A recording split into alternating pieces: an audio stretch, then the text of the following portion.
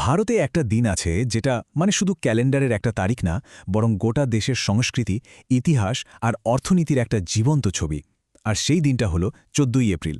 চলুন আজ এই বিশেষ দিনটার একদম গভীরে যাওয়া যাক, দেখা যাক কি লুকিয়ে আছে এর মধ্যে। উৎসব আর অর্থনীতি দুটো তো একেবারে আলাদা জিনিস, তাই না? কিন্তু এদের মধ্যে কি কোনো মিল থাকতে পারে, কোনো গভীর যোগাযোগ? আচ্ছা, আজকের এই আলোচনায় আমরা ঠিক এই প্রশ্নটারই উত্তর খোঁজার চেষ্টা করব। তো সবার আগে উৎসবের কথাটাই বলি।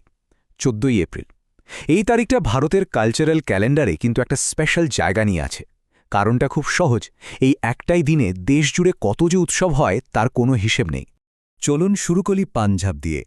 সেখানে এই দিনে পালিত হয় বৈশাখী। এটা কিন্তু শুধু নতুন ফসল তোলার আনন্দ না, এর সঙ্গে জুড়ে আছে শিখদের এক গৌরবময় ইতিহাস।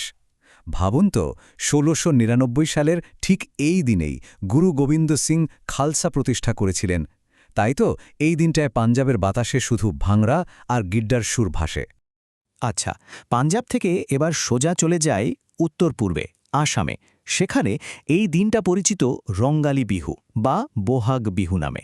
এটা শুধু অসমিয়া নতুন বছরই না, বলা যেতে পারে এটা হলো প্রকৃতির নতুন করে জেগে ওঠার সেলিব্রেশন। আর এই উৎসবটা কিন্তু একদিনের না, চলে বেশ কয়েকদিন ধরে। আর আমাদের পশ্চিমবঙ্গে এখানে তো এই দিনটা মানেই পয়লা বৈশাখ, বাঙালির নববর্ষ।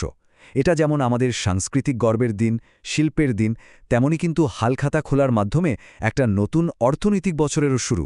দেখুন, উৎসবের সাথে অর্থনীতির যোগটা কিন্তু এখানেই শুরু হয়ে যাচ্ছে। এমনকি ভারতের দক্ষিণেও কিন্তু এই দিনের রেশ পৌঁছে গেছে। যেমন ধরুন, তামিলনাড়ুতে পুথান্ডু আর কেরালায় বিশু। এই দুটোই হল সৌর নববর্ষ। আর এই দিনগুলোতে সমৃদ্ধি চেয়ে নানা রকম ঐতিহ্যবাহী প্রথা পালন করা হয়। তো আমরা দেখলাম যে সারা দেশ জুড়ে এই দিনটা কত বড় একটা উৎসবের দিন। কিন্তু ফসল তোলার এই আনন্দের বাইরেও আধুনিক ভারতের জন্য এই তারিখটা কি আরও বেশি গুরুত্বপূর্ণ? এর তাৎপর্য কি শুধু এই উৎসবগুলোতেই সীমাবদ্ধ? ঠিক এখানেই আসে দ্বিতীয় দিকটা। এই 14ই এপ্রিল দিনেই আমরা স্মরণ করি ডক্টর বি.আর. আম্বেদকরকে। তাকে আমরা অনেকেই একজন সমাজ সংস্কারক হিসেবেই চিনি, কিন্তু তার আরেকটা পরিচয় আছে। তিনি ছিলেন ভারতের অর্থনৈতিক কাঠামোর অন্যতম প্রধান স্থপতি। তার অর্থনৈতিক ভাবনা যে কতটা গভীর ছিল সেটা জানলে সত্যি অবাক হতে হয়। আজকের যে রিজার্ভ ব্যাঙ্ক অফ ইন্ডিয়া, তার গঠনের পেছনে কিন্তু ওর লেখাই অনুপ্রেরণা হিসেবে কাজ করেছে। ফিন্যান্স কমিশনের ধারণাটাও তারই দেওয়া। এখানেই শেষ না, শ্রমিকদের জন্য ৮ ঘণ্টার কাজের দিন চালু করা কিংবা দামোদর ভ্যালি প্রজেক্টের মতো বিরাট জলব্যবস্থাপনা যোজনা, সবকিছুর পেছনেই কিন্তু তার দূরদৃষ্টির ছাপ রয়েছে। আর এই সবকিছুর মধ্যে তার একটা সতর্কবার্তা ছিল, যা আজকের দিনে দাঁড়িয়েও ভীষণভাবে সত্যি। তিনি বুঝেছিলেন যে ইনফ্লেশন বা মুদ্রাস্ফীতি মানে জিনিসপত্রের দাম বাড়া, সেটার সবচেয়ে খারাপ প্রভাবটা পড়ে সমাজের সবচেয়ে গরিব মানুষগুলোর ওপর। তাহলে প্রায় ১০০ বছর পুরনো সেই সতর্ক বার্তাটার সঙ্গে আজকের বাস্তবতার কতটা মিল? আম্বেদকরের সেই ভাবনার নিরিখে আজকের ভারত ঠিক কোথায় দাঁড়িয়ে? আজ মানুষ যে দামে জিনিসপত্র কিনছে, সেই ছবিটা আসলে কেমন? চলুন এই প্রশ্নের উত্তর খুঁজতে আমরা সরাসরি চলে যাই কিছু ডেটার দিকে।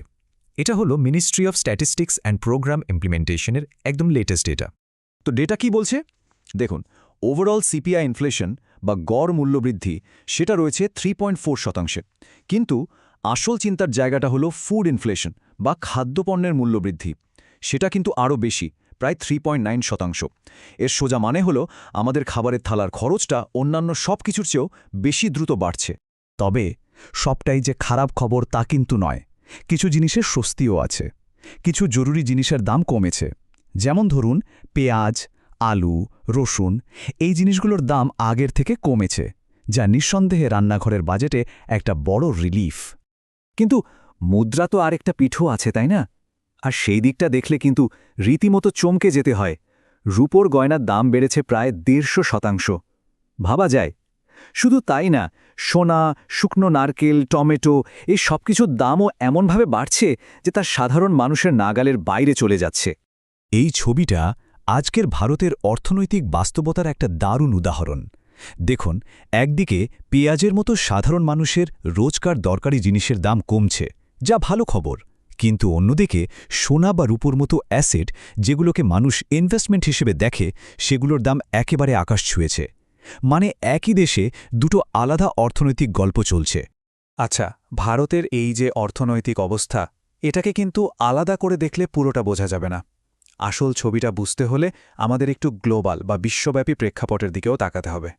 S&P গ্লোবাল, যেটা বিশ্বের অন্যতম বড় রেটিং এজেন্সি, তাদের ফোরকাস্ট বলছে বিশ্ব অর্থনীতির বৃদ্ধির হার কমে 3.2%-এ গিয়ে দাঁড়াতে পারে। আর এটা কিন্তু একটা ভালো লক্ষণ নয়, এটা একটা সম্ভাব্য স্লোডাউনের দিকে ইঙ্গিত করছে।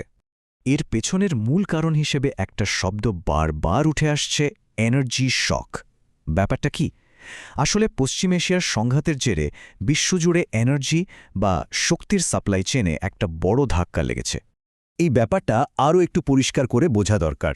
দেখুন, পশ্চিম এশিয়ার এই সংঘাতের জন্য হরমুজ প্রণালীর মতো একটা ভাইটাল রুট, যেখান দিয়ে পৃথিবীর প্রায় 20% তেল যায়, সেটা এখন রিস্কের মুখে। তো বুঝতেই পারছেন, ওখানে একটু অস্থিরতা তৈরি হলে তার আঁচ এসে পড়ে গোটা বিশ্বের অর্থনীতিতে।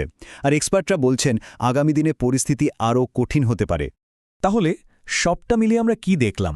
14ই এপ্রিল, এই একটা দিন আসলে আমাদের সামনে অনেকগুলো আলাদা আলাদা বাস্তবতাকে এক সুতোয় গেঁথে দেয়।